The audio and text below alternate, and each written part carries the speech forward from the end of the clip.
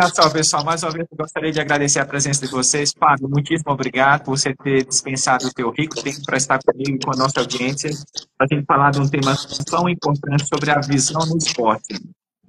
Pessoal, eu vou apresentar para vocês o Fábio. Fábio, se por acaso eu esquecer de alguma coisa, você completa.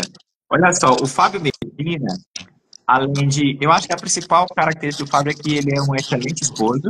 Além disso, o Fábio é um empreendedor que se transformou num empresário de sucesso. Eu tive a grata satisfação de estar com o Fábio algumas semanas atrás. A gente bateu um papo, conversar sobre o mundo dos negócios. E o Fábio aí já tem uma caminhada nessa jornada e tem bastante experiência sobre isso.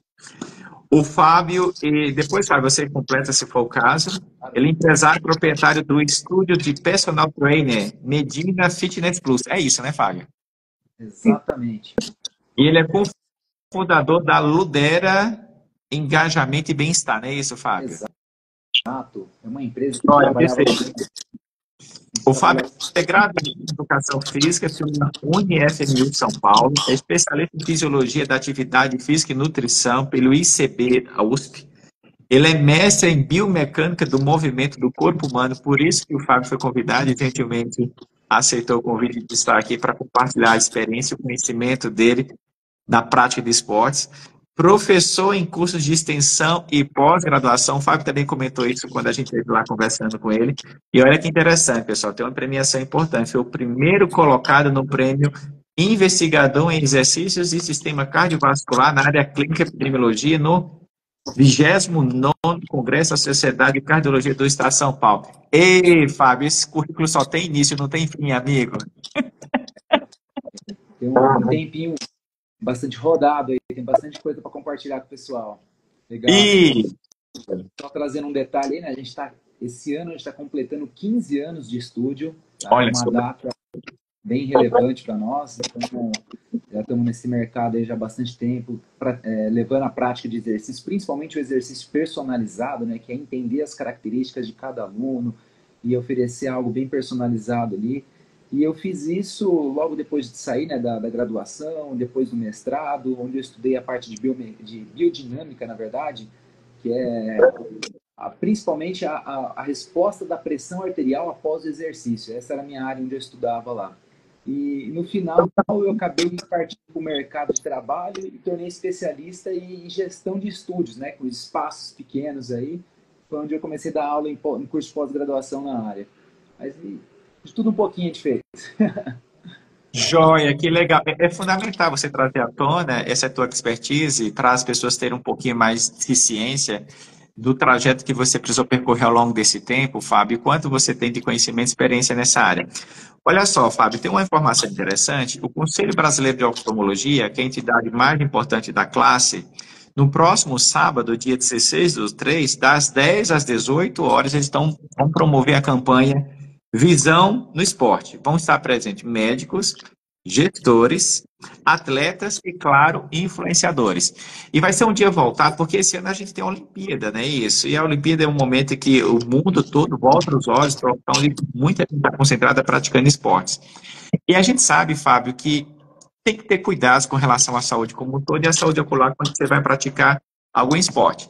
Então, assim, a gente também, juntamente com o Conselho Brasileiro de Oftalmologia, está querendo levar conscientização, conhecimento e informação preventiva para as pessoas que decidem o seguinte: eu preciso praticar esporte, e deve praticar esporte. Mas você tem que ter alguns cuidados, por exemplo, com relação à saúde como um todo e com relação à saúde ocular. Então, assim, esse evento vai ser transmitido pelo canal do YouTube do CBO no próximo sábado. Eu acho que quem puder, não esqueça de sintonizar lá no CBO no YouTube, vai ser muito legal e o pessoal vai compartilhar muita experiência e conhecimento. E olha só, Fábio, eu queria apenas lembrar rapidamente para a nossa audiência como é que o olho funciona e a gente vai interagindo um pouquinho a respeito da prática de esporte e o olho. Pessoal, olha só, o olho é uma bolinha, tá bom? O olho ele tem uma lente importante aqui na frente, tem uma lente importante aqui atrás. A luz é gerada por uma fonte, ela atravessa todo o olho. Quando ela chega aqui na retina, a luz se transforma literalmente em eletricidade. Através do dedo do olho, a luz vai para onde? Para o cérebro, onde se dá o fenômeno complexo da visão. Então, assim, quando o indivíduo diz o seguinte: eu preciso praticar esportes, qual é a coisa mais comum que a gente consegue detectar de problema no olho, Fábio? Problema de grau. O problema mais comum de olho que existe na face da Terra é o problema de grau. E ainda existe uma grande quantidade de pessoas que têm problema de grau que não foi corrigido nem com óculos, nem com lente de contato, e numa fase mais avançada da vida, o indivíduo não fez, por exemplo, cirurgia refrativa, que seria uma boa opção. Depois, se for o caso, a gente pode também falar sobre isso. Então, olha só, todo mundo que decide praticar qualquer que seja o esporte, pensando em saúde ocular, é fundamental, pessoal, vocês passarem pelo menos uma vez por ano numa consulta oftalmológica para identificar se você tem algum problema de grau. Se você não tiver nenhum problema de grau, tranquilo, você pratica seu esporte numa boa. Mas aí, Fábio, eu queria lembrar que quando a gente pensa em esportes, vamos pensar em três categorias: esportes aéreos, esportes terrestres, esportes aquáticos. E dentro desses três, vamos pensar em subcategorias. Existe muito esporte de contato. Existe muito esporte de impacto. Vou dar um exemplo, por exemplo, boxe. O indivíduo que decide praticar boxe, em essência, o indivíduo tem que estar muito bem preparado do ponto de vista físico. O indivíduo ele pode sofrer um trauma direto no olho. Qual seria a sugestão para a gente, por exemplo, promover um pouco menos de impacto de trauma no olho? Usar um óculos de proteção. Capacete, talvez. Isso. Você já teve a oportunidade, Fábio, na tua experiência, de repente orientar algum cliente, dizer o seguinte: olha, percebi que você tem um problema no olho, de repente porque teve aqui praticar esportes com óculos normal, ou de repente com lente de contato. Não, você precisa colocar um óculos de proteção, que pode estar fixado aqui na parte de trás. Você vai ter uma sensação de segurança maior e você consegue, inclusive, praticar o esporte com mais desenvoltura. Já aconteceu alguma coisa do tipo contigo, Fábio? Ô Charles, posso ir um pouco mais além? Pode. Quando a gente fala de esporte, a gente lembra muito de atividades competitivas, né? Aí você vem boxe, enfim, de todas as modalidades competitivas. Mas tem uma fase antes, que é o exercício físico, que é simplesmente você se mover, deslocamento, a prática de atividades diárias, e o exercício físico. Então, aliás, você tem a atividade física e o exercício físico. Exercício físico é algo planejado, normalmente prescrito por um profissional. E o primeiro passo que eu vejo a importância da visão é quando você sai para fazer uma atividade física ou um exercício físico, tá com a visão em dia corretamente. Porque, às vezes, você não enxergando muito bem, pode acontecer de você, às vezes, tropeçar. Pensa no mais simples possível. Uma caminhada no parque. Você não enxergou aquele obstáculo, tropeçou, caiu e aí vem o risco da queda. Principalmente, Charles, com um público mais idoso, que a incidência de queda é muito grande, o agravamento para esse público também é muito relevante, que pode levar a sérias complicações futuras. Então, antes mesmo do esporte, eu acho que para quem vai procurar a prática de exercício, está sentindo alguma dificuldade na parte da visão, eu acho de extrema importância. Ainda mais se essa prática for ao ar livre, onde você não tem o suporte de um profissional do lado, ou não tem os equipamentos necessários para que você não corra nenhum risco. Estou falando besteira? Acho que não, né? Acho que faz muito sentido isso, né? Não está falando. Para a gente depois partir para aqueles esportes de contato e de proteção. Então, até mesmo a luz do sol, eu acredito, né? A visão é a luz, conforme você colocou ali. Para muitos, a luz pode atrapalhar, inclusive, o contato, ou, enfim, a enxergar corretamente o espaço, o ambiente onde ele está. Então, acho que o primeiro passo é: estou com dificuldade, exames preventivos, para que a prática do exercício seja benéfica e não te leve a uma outra complicação, correto?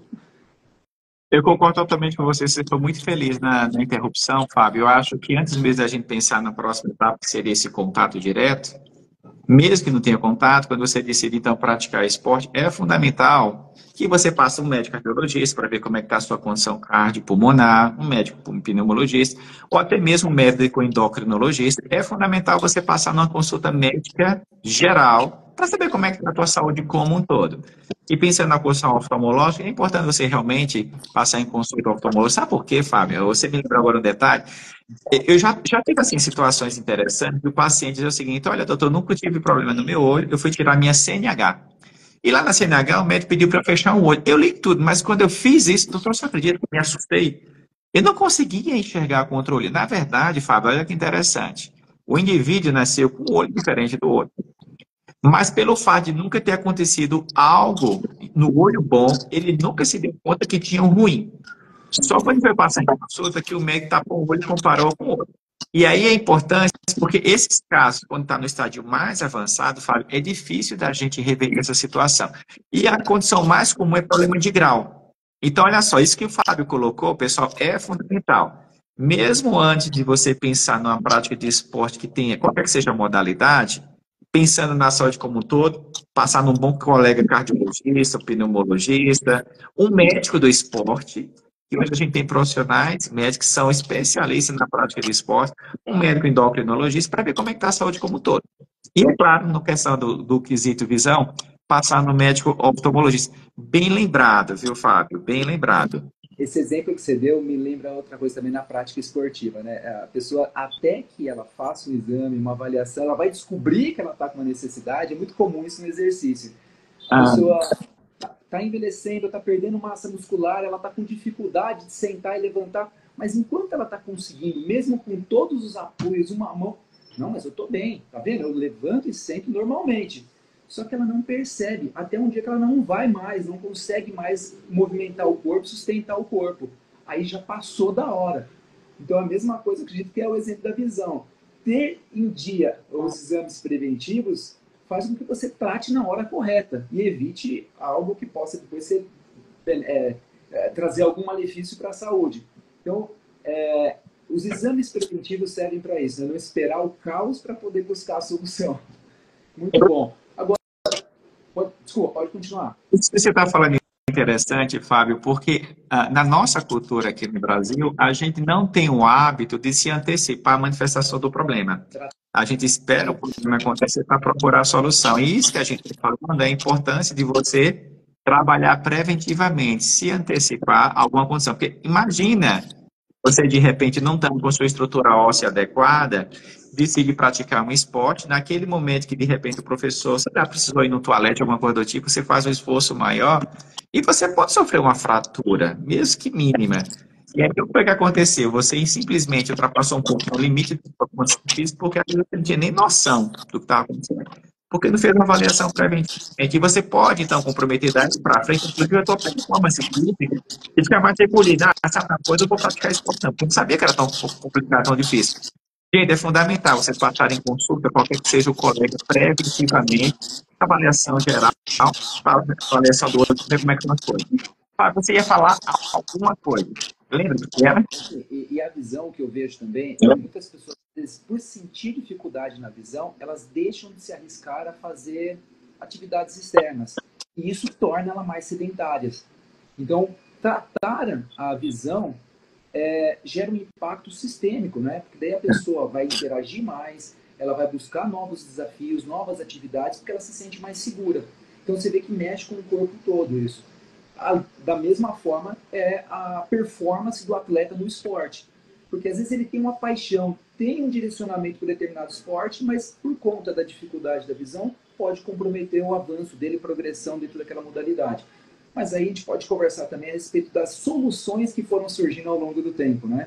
E que as pessoas agora estão utilizando dentro das modalidades que a gente estava discutindo ali, o terrestre, o aéreo e o aquático. Dúvida minha, tá? Que é para mim, eu acho que para a grande maioria que está assistindo.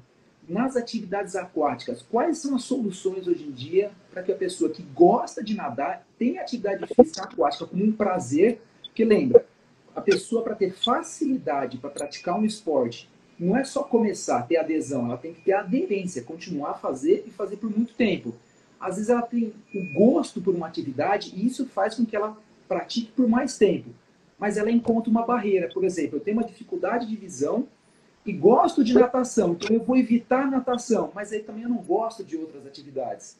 Um exemplo da natação para quem tem dificuldade com a visão, quais seriam as soluções para esse público? Olha só, Fábio, lembra que a gente comentou inicialmente que o problema mais comum do olho é problema de grau. Existe basicamente três tipos de problema: miopia, dimitropia e astigmatismo. Em resumo, o paciente ele não consegue enxergar com nitidez. E aí, qual é a sugestão? passar em consulta oftalmológica para identificar que tipo de grau, qual a quantidade de grau e prescrever a correção adequada. Se o indivíduo tiver numa fase da vida e o grau dele ainda não estiver estável, temos duas opções: os óculos ou a lente de contato. A lente de contato, Fábio, para a prática de esportes aquáticos, tem que ter um cuidado redobrado.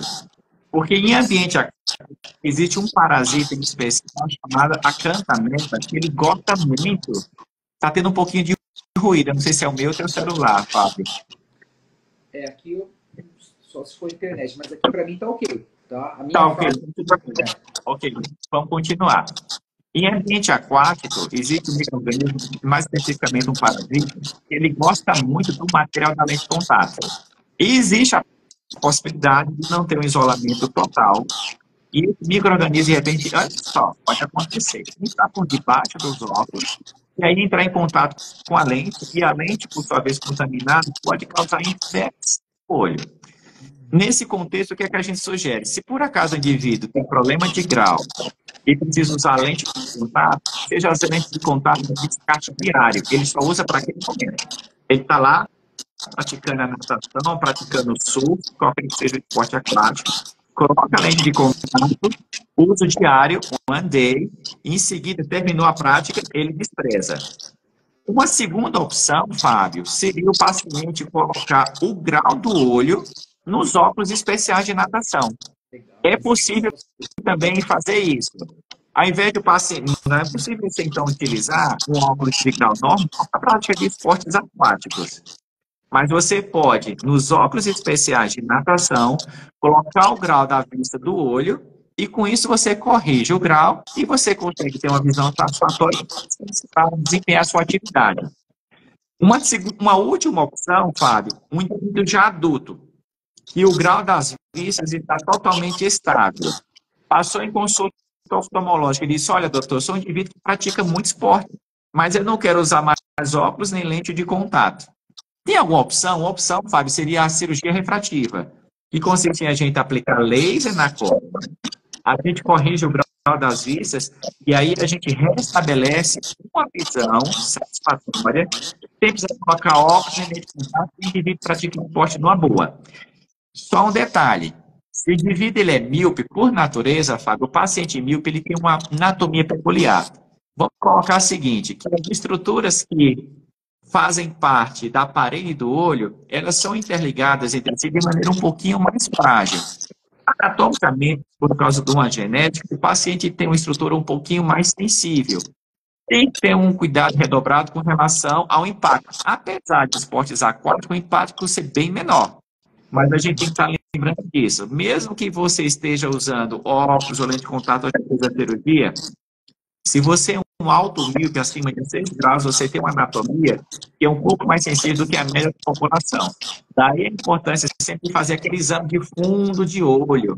E às vezes, Fábio, existem algumas áreas um pouco mais frágeis em que a gente precisa fortalecer aplicando laser no fundo do olho. Precisa fazer isso. Então, quando você fala nessa modalidade especial de prática de esporte com função ocular, eu lembraria basicamente essas questões: óculos, mais um óculos especial de natação com grau do olho. Se for usar lente de contato, tem que ser aquela descarte diária, você usou, despreza. Numa fase mais avançada, quando o grau estiver estável, você pode aplicar laser nas vistas para corrigir o grau, mas lembrar que a anatomia do olho ainda é de um olho um pouquinho mais frágil, e às vezes é fundamental também fazer exame de fundo do olho, e isso dá a possibilidade de fazer laser no fundo do olho para deixar essas áreas mais frágeis um pouco mais fortalecidas. Deu para entender? Eu sim. E aproveitando já falando de algumas pessoas que têm uma predisposição maior para...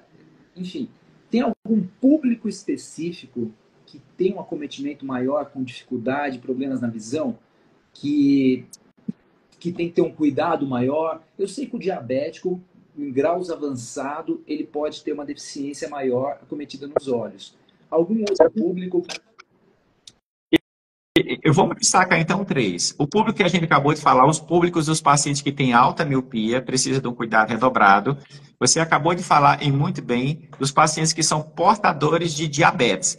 A diabetes é uma doença do metabolismo do açúcar. O açúcar ele tem que ficar dentro dos vasos, depois ele tem que ir para dentro lá da célulazinha, é como se fosse o combustível da célula para que a gente tenha energia para praticar esporte. Por causa de um erro do metabolismo, o glicose não fica dentro da célula, fica fora. Aí pode causar muitos problemas. E pode causar um problema no fundo do olho que a gente chama de retinopatia diabética. Inclusive, pode acometer algumas estruturas mais importantes do olho, como, por exemplo, a mácula. O indivíduo pode ter uma perda importante da visão. Existe uma outra condição que a gente chama de glaucoma, ô Fábio. O glaucoma é uma doença que se caracteriza em que existe um desequilíbrio na produção de um líquido nessa região do olho, que a gente chama de humor aquoso.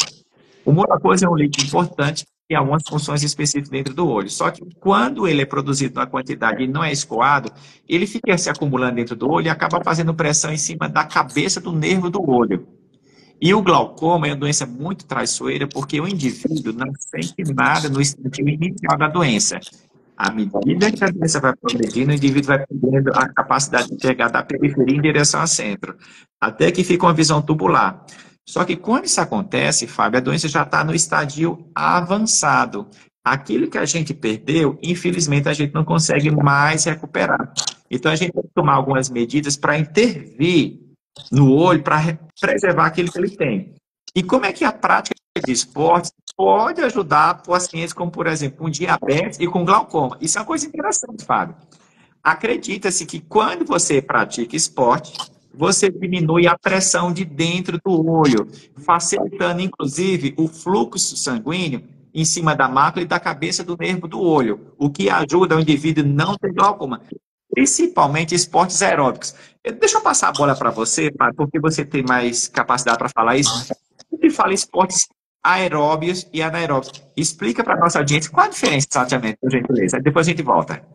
Legal. Os esportes aeróbicos normalmente são aqueles cíclicos, né? Por exemplo, natação, caminhada, corrida. Pensando lá na fisiologia, é quando a produção de energia usa o oxigênio para desenvolver o combustível para gerar força nos músculos. Já a atividade anaeróbica é como a musculação, corridas curtas, atividades de alta intensidade. Então, quanto maior a intensidade, é considerado atividades anaeróbicas. Por fato de precisar de um combustível de muito rápida utilização, não utiliza o oxigênio. Então, atividades anaeróbicas, rápidas, intensas. Atividades aeróbicas, longas, baixas intensidades. E aí, uma coisa interessante que você comentou sobre o diabético. A atividade física hoje ela é super recomendada para quem tem diabetes. Porque a gente sabe que essa glicose que você diz que entra na célula, ela pode entrar de duas maneiras, né? Ou com a ajuda da insulina, que é produzida lá nas células beta do nosso organismo, e aí ajuda lá como chave fechadura lá na célula e faz com que aquela glicose da corrente sanguínea entre e seja utilizada lá dentro do nosso metabolismo, dentro da célula. E a outra maneira dessa glicose entrar na célula é através da contração do músculo. Quando a gente faz a contração muscular, lá dentro, lá aquelas enzimas, o GLUT4, que é quem dentro da célula conecta a membrana e abre a célula para que entre a glicose e seja utilizada como combustível, ela por si, pela atividade física, ela já é estimulada. Então olha que interessante, você que tem o diabetes, já está com o início de retinopatia diabética, né?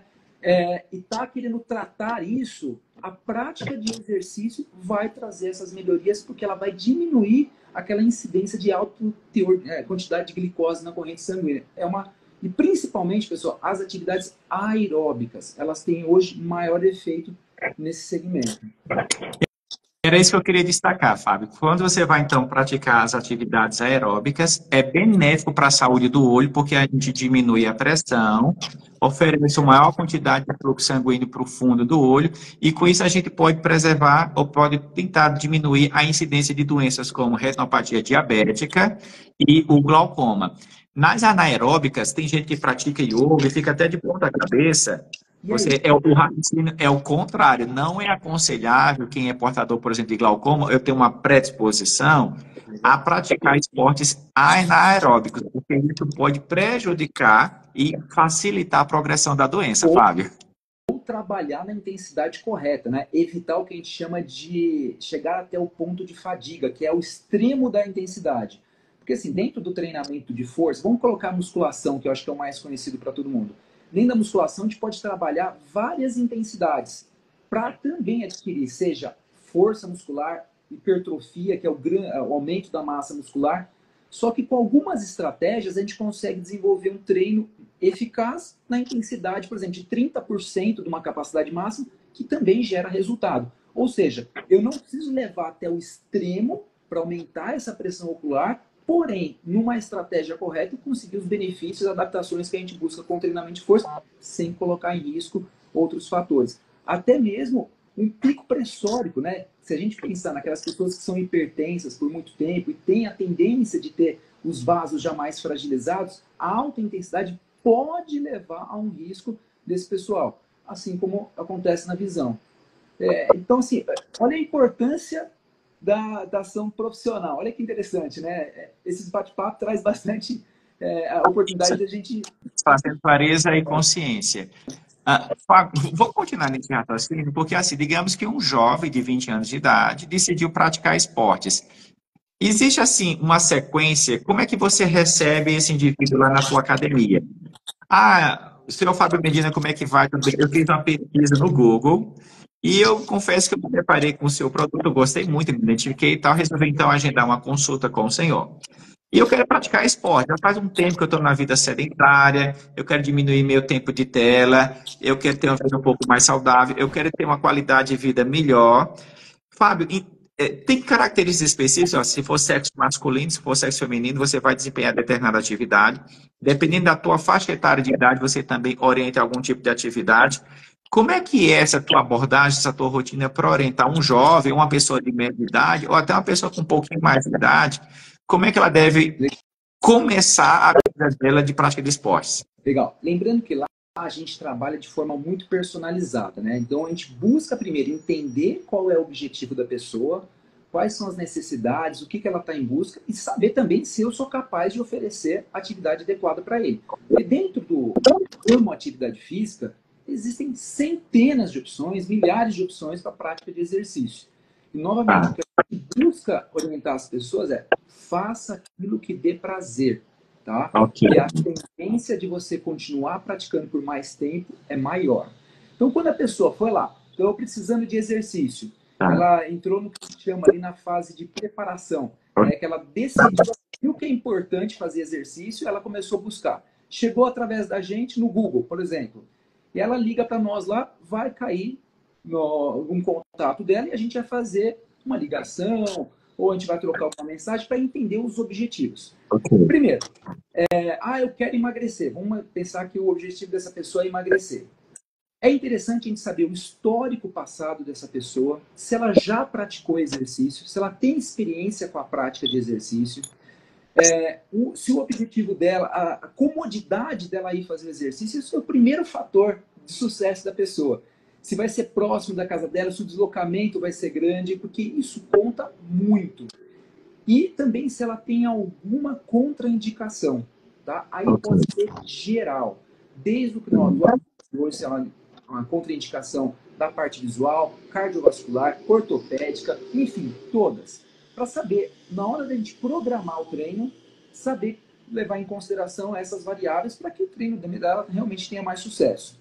E aí, a outra parte, uma vez que já a gente quebrou um pouco da simetria de informação que a gente diz, né? Ou seja, a gente apresenta o que a gente tem como solução, entende do outro lado o que ele está buscando como solução, como necessidade, chegou num ponto de match, a gente chama para a pessoa conhecer presencialmente.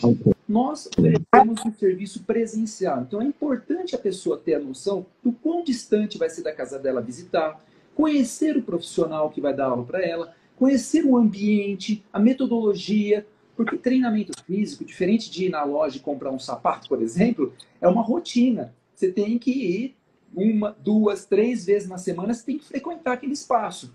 Porque não é só fazer a mensalidade, pagar o boleto. Você tem que frequentar, senão você não vai ter os resultados necessários.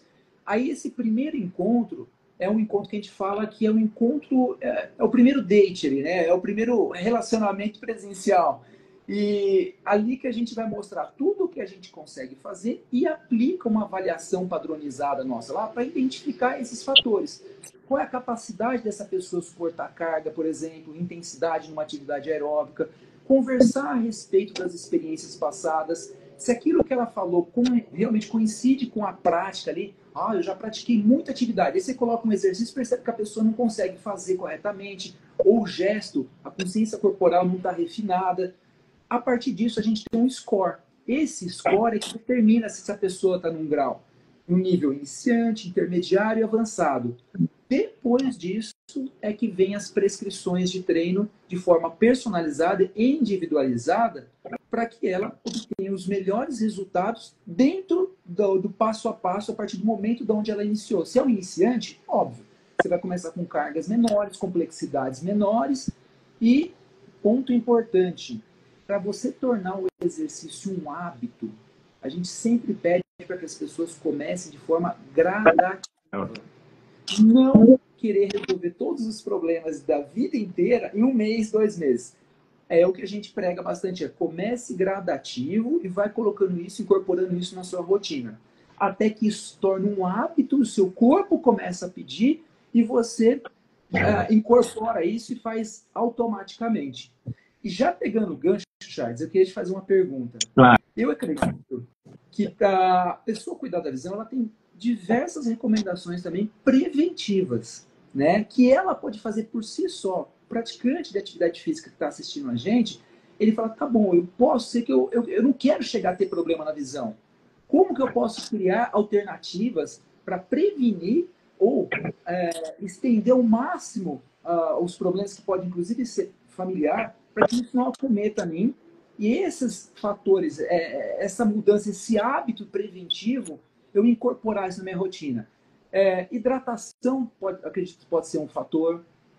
Usar talvez óculos escuros para evitar os raios ultravioletas em determinados momentos do dia externo. Lavar os olhos, eu não sei como que é a higienização correta, porque da mesma forma que ele tem que se prevenir para evitar doenças cardiovasculares e o exercício é uma prática para isso, para evitar problemas oculares, quais seriam as sugestões aí? Pegando esse gancho aí já também. A primeira coisa, muito bom, viu, Fábio? A primeira coisa, a gente vem falando ao longo da live, meu Deus, já se passaram 33 minutos, você acredita?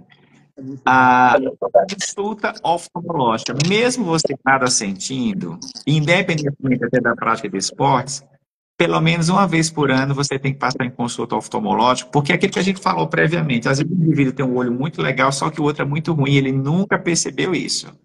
Ou existe uma condição também de doenças outras silenciosas, a mais comum é o glaucoma, mas ela não é a única, que pode estar se manifestando no estágio inicial e o indivíduo não percebe. Então, primeira coisa, passe numa consulta oftalmológica. Só fazer um corte rapidinho. Por exemplo, a pessoa que está precisando de exercício, ela pega uma ladeira, ela cansa, ela fala assim, nossa, eu preciso treinar.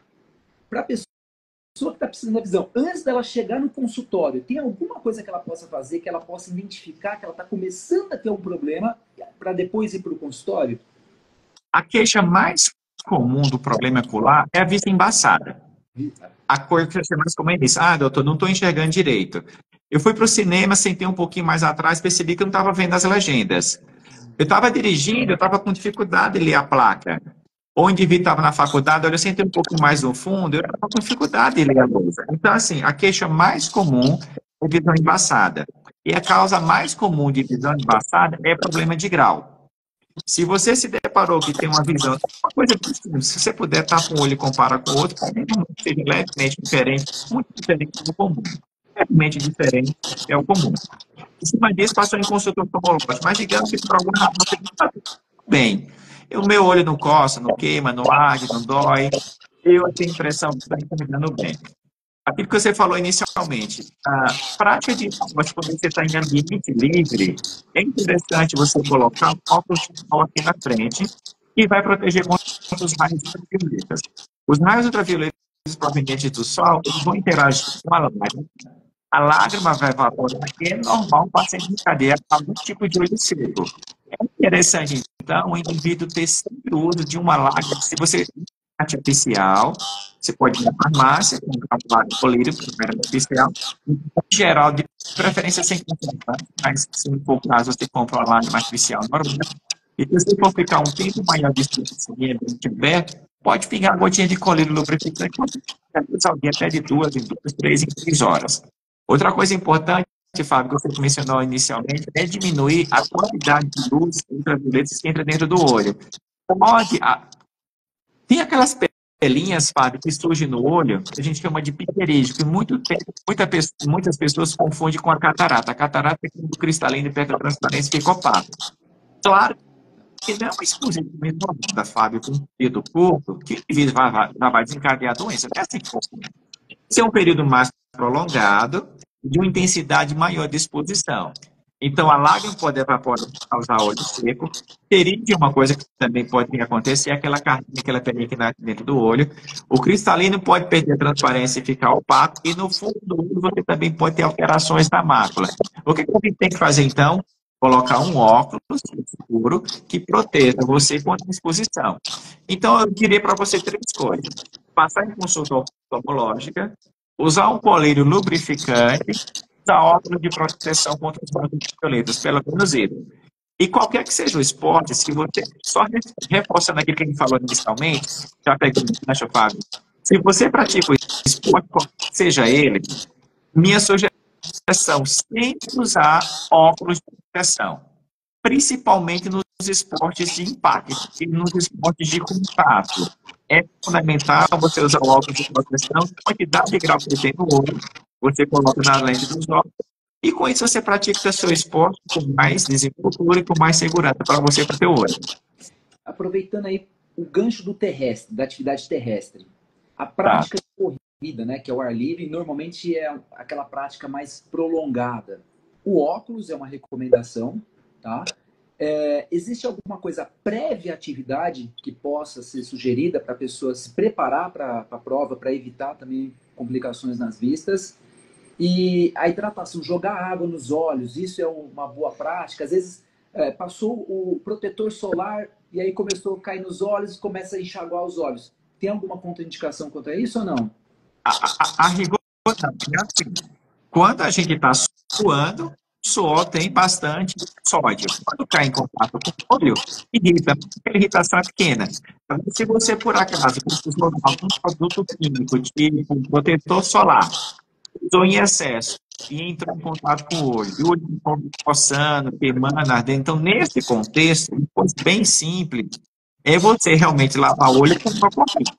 Debaixo de uma torneira, não precisa colocar em contato direto com o olho com muita intensidade, porque a ideia, entre você querer lavar, é diminuir o tempo de contato daquela substância química com o olho, que, em geral, em pequenas quantidades, não é muito nociva, não, tá bom? Então, a ideia seria, de repente, squeeze, você, de repente, pode lavar o olho rápido, tá bom?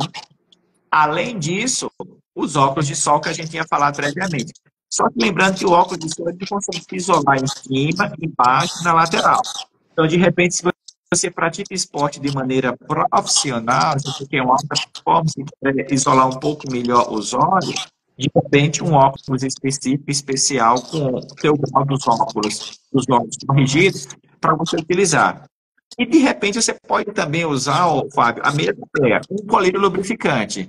Quando a gente fica exposto ao ambiente, por exemplo, correndo, pedalando, o ar entra em contato, então, com a superfície do olho, aquela mesma lágrima que eu falei para você, ela evapora. O olho fica seco e tem sensação de coceira. Isso pode ser repetitivo. Então, de repente, um colírio lubrificante seria uma boa opção também nesse contexto, entendeu? Os óculos também já ajuda a esse ressecamento, né? Que já é interessante. Isso é uma cama úmida que você acaba criando. Você permite que a superfície do olho, isolada do ambiente, gere uma câmera úmida de maneira que o olho pode ficar mais tempo com aquele ambiente mais umedecido. Isso é interessante. Legal. Vou te contar uma particularidade aqui. Eu sou goleiro, né? Nas minhas horas vagas eu jogo futebol, eu sou goleiro. E lá onde eu treino, lá tem um rapaz que ele joga com óculos especial. Isso. E ele e imagine, o goleiro não enxergar a bola, vai passar todas as bolas. E eu vejo que há bastante tempo ele usa. E a segurança desses óculos, eles são resistentes? Por exemplo, se a bola bate, corre o risco de quebrar, ter algum corte, alguma coisa? Qual o melhor material e o mais recomendado aí para que você possa indicar para evitar esse tipo de acidente? Em geral, a gente não usa mais vidro, tá bom? Porque o vidro ele é muito resistente E o acrílico, hoje, existe diferentes tipos de acrílico no mercado, só que o acrílico hoje ele tem sido mostrado como um excelente material em termos de resistência e em termos de transparência. O material que eu coloco na frente do olho, ele tem que permitir a passagem de luz, que a luz chegue lá no fundo do olho transparente. E os óculos, em geral, Fábio, eles são bastante resistentes. Agora, considere esse contexto que você trouxe à tona. Imagina que o indivíduo vai sofrer uma bolada, está jogando futebol. O trauma que ele sofre sem a proteção é muito maior do que quando você está com a proteção e pode ter aço. Mas a proteção final causada por um óculos é muito maior do que quando o indivíduo está sem nenhuma proteção. O trauma que o indivíduo sofre com a bola é muito intenso. Você pode ter perfuração na córnea, pode ter problemas na íris, pode ter problemas aqui atrás, catarata, e pode ter problemas no fundo do olho.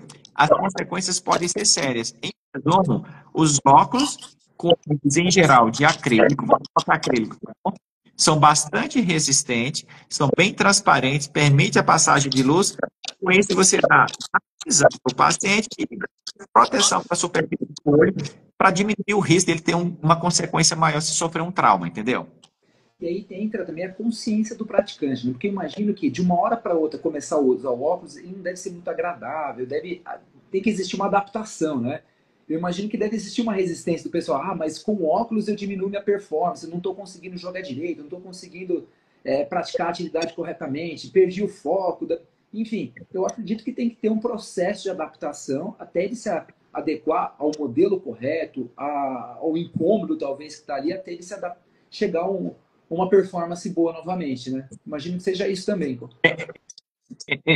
Eu concordo com o teu raciocínio. Às vezes os pacientes se queixam que eles perdem um pouquinho do campo visual, principalmente lateral.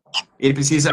Você está sem o óculos, você só simplesmente vira o olho para um lado e para o outro, você tem uma lateralidade. Quando você está com óculos, a barreira para proteger evita que diminui seu campo visual lateral, então você tem que respirar o olho. Mas, Fábio, quando a gente coloca na balança, se tem problema de grau, por exemplo, ele não está usando lente de contato para ter esporte como o futebol. A lente de contato é uma boa opção, mas por alguma razão ele não usa lente de contato, ele é muito por causa de irritação tem problema de grau, seria realmente usar o óculos para proteção. É preferível ele ter essa limitação lateral no primeiro momento que consegue compensar com treinamento de movimentação do que ele assumir o risco de sofrer uma bolada ou uma cotovelada. Infelizmente, isso pode acontecer na prática do esporte, principalmente esses esportes como o futebol, e aí pode ter um trauma e para resolver é mais complicado. Então, acho que o uso de óculos de proteção com o grau que o paciente precisa ter é uma ótima opção. Quando, por exemplo, não está indicado cirurgia refrativa, também, ou quando o paciente é intolerante à lente de contato. Para entender, óculos é sempre uma boa opção. Óculos de proteção é sempre uma boa opção. Charles, agora eu vou devolver o questionamento que você fez. Suponhamos que a pessoa está assistindo a gente, ela já percebeu que ela está com dificuldade de visão, começou a comprometer a prática esportiva dela e ela resolveu procurar ajuda. Chegou naquela fase que a gente fala da preparação. Já entendi que eu preciso de ajuda e agora eu quero dar o próximo passo, seguir o tratamento. Se fosse lá na sua clínica, como que ela faria? Qual que é o passo a passo? Até chegar o tratamento final, a indicação final para ela. Ou o paciente vem até mim por indicação, ou ele me descobre nas redes sociais, ele vai lá no Google, escreve charlescosta.com.br, ele me descobre. Eu pego o telefone, entra em contato com a minha secretária, agendo a consulta, a gente tomar o prazer em receber. Então a gente recebe o paciente lá no consultório, olá, doutor, como é que vai? Tudo bem? Eu vi o senhor na live lá com o Fábio Medina, foi muito excelente. Se me despertou interesse, eu resolvi entrar em contato com o senhor. Eu estava fazendo um papo com alguém a respeito dessa de ocular e percebi que ele me deu um pouco passado. Descobri nas redes sociais no Google, eu estou aqui. O que você está sentindo? Ah, doutor, percebo que meu olho de vez em quando coça, queima, mas que é mais importante. Eu estou com dificuldade. A primeira coisa que a gente faz, Fábio, é a anamnese. A gente colhe a historinha do paciente e ao longo do tempo crescendo com o olho. Em seguida, a gente faz um exame físico geral bem rápido para ele paciente tem algo vermelhão, passando nas estruturas articulares, porque isso pode ter relação com o olho. Olha que interessante, Fábio. A principal proteína que a gente tem no corpo é colágeno. E colágeno é as articulações. E a parte branca tem muito colágeno. E tem pessoas que têm, por exemplo, artrite reumatoide que atacam. Daí é importante, antes mesmo da gente fazer o exame oftalmológico propriamente dito, a gente dá uma olhada geral no corpo para ver se a gente consegue identificar alguma alteração no corpo. Uma pinta, uma lesão um pouquinho diferente em termos de coloração, de tamanho, de localização, alguma alteração da pode ter relação com isso. Em seguida, a gente faz o exame diagnóstico. A gente senta o paciente naquela letrinha, coloca aquele aparelho no olho dele e pede ele ler as letrinhas. Se a gente consegue identificar se o paciente tem grau no olho, que ele tem, qual grau que a gente precisa prescrever. Depois que a gente faz o exame de grau, a gente faz aquela avaliação total. Existem problemas também de olho torto, viu, Fábio? Tem músculos. E os músculos são importantes para o desenvolvimento do olho. E às vezes existe um desequilíbrio para você ter um músculo e o olho pode ficar um pouquinho, então a gente consegue identificar.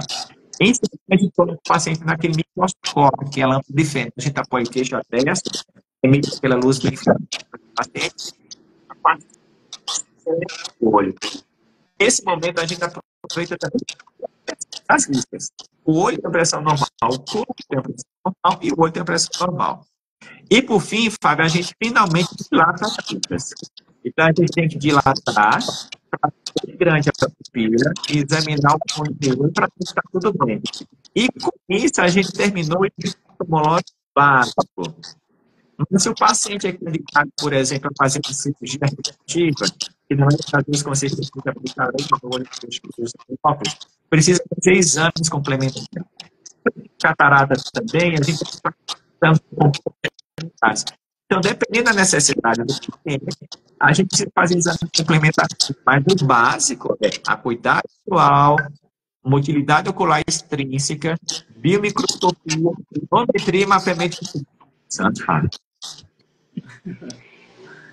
E aí depois ela tem a indicação correta do melhor tratamento para seguir. Isso mesmo. E não para por aí, né? Porque assim, nós estamos falando da adesão, né? Que a pessoa foi, visitou, descobriu a necessidade, mas como você já colocou lá atrás, o tratamento e o acompanhamento tem que ser contínuo. Todo ano, pelo menos uma vez, visitar o consultório para saber se está tudo ok, se está piorando ou não. E sabe que a prática de exercício é bem isso. A adesão, eu vejo que não é o principal problema. O principal problema é a aderência, ou seja, eu comecei a continuar fazendo. A expectativa média do brasileiro está aí aproximadamente nos 80 anos, correto? Então, eu tenho que todo ano fazer esse atendimento e acompanhar. A prática de exercício também não é por um período, é para a vida inteira. E aí tem os benefícios do qual a prática de exercício favorece. A gente costuma falar que os benefícios imediatos, né, para a pessoa se motivar a continuar fazendo, é melhora do sono, disposição, o humor dela muda, até que ela depois consiga alcançar os motivos, que são aqueles mais longos, o emagrecimento, o ganho de força. Porque se você não passar por essas fases iniciais, dificilmente você vai alcançar os motivos de médio e longo prazo. E imagino que nessa jornada de quem está buscando a melhora da visão também é isso, não é só fui no médico, agora tem que seguir o tratamento, tem que dar o próximo passo, correto? Corretíssimo, Fábio. Por isso que nós estamos todas as quartas-feiras, nos 2 anos e meio, convidando pessoas como você que vão compartilhar experiências, conhecimento, trazendo tudo gratuitamente. Porque é Fábio, essa consciência na cabeça das pessoas. Eu não preciso estar doente ou sentindo alguma coisa para eu passar em consulta. Eu preciso fazer. Eu não preciso estar com alguma deficiência física para começar a me atividade física sob orientação, fazer um tratamento personalizado. Eu posso me antecipar à manifestação do problema mais sério, tomando, tendo consciência da importância de mudança de mindset, sem passar em consulta para mim. Eu tenho falado, Fábio, que a saúde da visão, essa com prevenção, a saúde do corpo todo começa com prevenção. E a atividade física, como você, de personalizada faz toda a diferença. Olha só, Fábio, nos 50 minutos, e a gente precisa caminhar um pouquinho já para o final da nossa live. Senão já Você, tá 2 horas aqui. curiosidade, você carrega o sobrenome Medina. Você tem algum parentesco que abriu uma Medina? Campeão mundial de surf? Você sabe que assim, é até engraçado. Muitas pessoas que eu nunca vi na minha vida, quando me encontram, falam assim, eu te conheço de algum lugar, mas eu sei que eu te conheço de algum lugar. Eu falei, será? Daí eu fico logo pensando, ele tá lembrando do Medina e acho que até onde eu conheço a família do meu pai, que é da onde eu puxei o Medina, aliás, eu conheço muito pouco, né, a árvore genealógica dele ali, eu imagino que não. Agora, Medina é um nome espanhol, um sobrenome espanhol muito conhecido, né? É como se fosse um Silva, um Souza lá. Então, por fato da colonização dos países latinos aqui, então tem muito Medina nessa região. E os meus familiares eram espanhóis, então foi daí que eu puxei o Medina. Agora, não seria nada ruim se eu soubesse futuramente que eu tinha algum parentesco, não só com o Medina surfista, mas o Medina do Rock in Rio, e tem vários Medinas famosos por aí. Ah, perfeito. Olha só, Fábio, de vez em quando, passa aqui no nosso canal, algum colega médico, ou algum outro profissional que está naquela fase de transição de carreira e fica se perguntando, eu preciso de atividade física para o meu corpo, para a minha mente, mas eu queria uma orientação de como eu devo trilhar os primeiros passos, que é encarar essa jornada do empreendedor. Se eu tivesse que dar algum conselho para alguém que está nessa fase, olha, estou pensando em empreender, eu quero abrir meu próprio negócio, na área de saúde, na área da educação física, um pequeno negócio aqui, ali, lá. Você que já está de pelo menos 15 anos, já deu aulas pelas faculdades a respeito do tema, dá uns 2, 3 conselhos, por gentileza, que está nessa fase da vida, sabe? Legal. Você sabe que lá no estúdio tem muitos profissionais liberais, né? E a gente acaba discutindo muito a respeito disso. A dica que eu hoje, se eu fosse começar do zero de novo e eu tivesse que começar a dar os primeiros passos, o que eu faria? Antes de eu investir numa estrutura, eu primeiro criaria canais de atração. Eu primeiro precisaria ser as pessoas me encontrarem, eu ter um fluxo de entrada de pessoas procurando e chegando, me conhecendo, para depois eu implementar custos fixos. Hoje as mídias sociais, assim como nós estamos fazendo, é um canal simples, rápido, barato de ser feito, que traz um resultado significativo. O outro ponto é pensar no médio e longo prazo. Achar que você vai encher um consultório ou você vai começar como personal, a sua cartela já vai ter cheia. Não vai.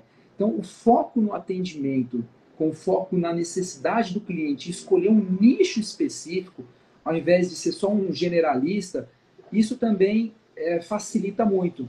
Definir quais são os seus diferenciais em relação à concorrência para que você realmente, esse seu diferencial fique muito claro quando a pessoa for buscar algum serviço relacionado à sua área de atuação. Então, primeiro, criar essa necessidade, identificação do seu diferencial, um fluxo de pessoas que estão buscando e chegando até você, são os canais de atração que a gente costuma falar, e, num terceiro passo, dedicar realmente a entrega do serviço de qualidade, mesmo que você tenha um aluno. Esse um aluno vai ser a sua primeira experiência, onde você vai criar melhorias, né? A gente tem um mantra aqui dentro do estúdio que são melhorias contínuas.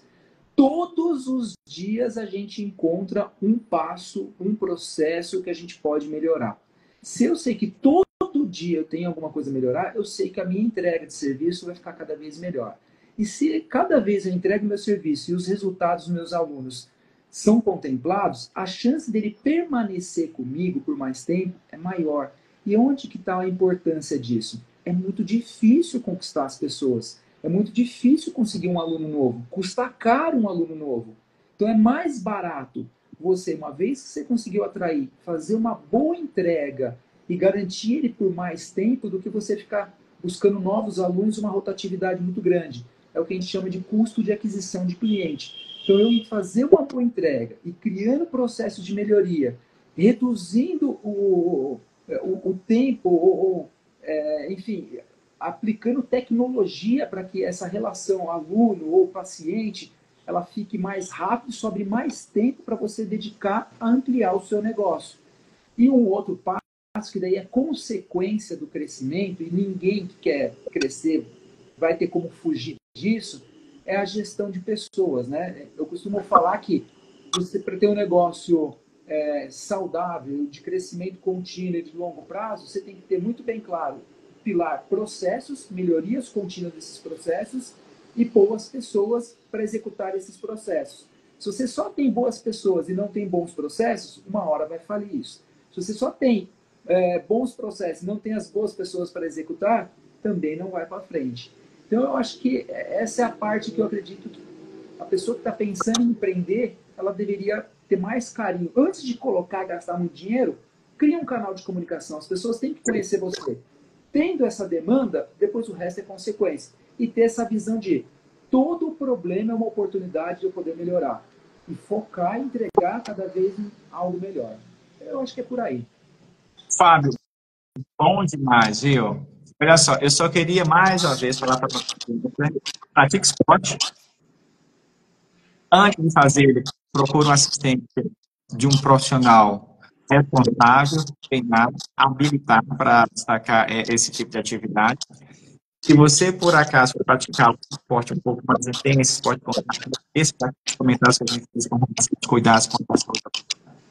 Fundamental, então, de óculos com proteção, um óculos grau, período purificante, mas fundamental um óculos de proteção, tá bom? Se tiver um problema de grau, que não precisa ser o de contato de grau. Fábio, tem um monte de gente querendo conhecer um pouco mais do espaço físico. Se as pessoas precisarem entrar em contato contigo, como é que elas podem te descobrir? Fala pra gente. O canal mais rápido, eu acho que é o direct nosso já do endereço que está aqui, né, do Estúdio Medina Plus. Nós temos um site também, nosso site, a gente tem um trabalho bem interessante para posicionar ele bem no Google também, estudiomedinaplus.com.br. Lá dá para conhecer bem todo o trabalho, a gente descreve bem todos os passo a passo, os caminhos que a pessoa pode encontrar nós, tá? E esse canal é muito direto. Tudo que a gente puder ajudar a pessoa, e a gente é muito claro e transparente em todas as etapas do processo para saber se aquele aluno, aquela necessidade também a gente consegue contemplar ajuda para ele. Joia. Corrupção, Pratique Esporte, mas sob orientação. Deu a cima, viu, Fábio? É isso aí. Fábio, eu quero te agradecer. Muito obrigado pelo seu tempo de atenção. Foi uma live bem diferente daquilo que a gente fazer, que a gente mais foca em questão de doenças, mas foi um papo legal e interessante, Fábio, porque a gente está falando nesse final, é importante de quem empreender, qual o caminho que você tem que trilhar entre aspas do sucesso. Eu acho que uma dica fundamental, antes de você fazer investimento num aporte muito grande de dinheiro, faça atração, sei que faça, e com isso a chance de você dar certo é muito maior. Fábio, muito obrigado. Foi muito bom estar com você. Parabéns. Muito sucesso aí no hoje, viu? Foi uma aula. Eu que agradeço, foi uma aula, um aprendizado para mim aqui. Quem sabe a gente faz outras próximas aí com outros temas. Tem muita coisa para a gente falar. Tem muita coisa para gente falar. Fábio, muito obrigado, tá bom? Foi um prazer. Audiência, muito obrigado pela presença de vocês. Que bom que vocês estão comigo, com o Fábio também, para falar sobre visão no esporte e um pouquinho de empreendedorismo e negócio. Pessoal, próxima quarta-feira, tamo junto, fica comigo. Procura lá o Fábio nas redes sociais e a mim também. Um abraço. Tchau, tchau, Fábio. Muito obrigado. Tchau, tchau. Obrigado, tchau, tchau.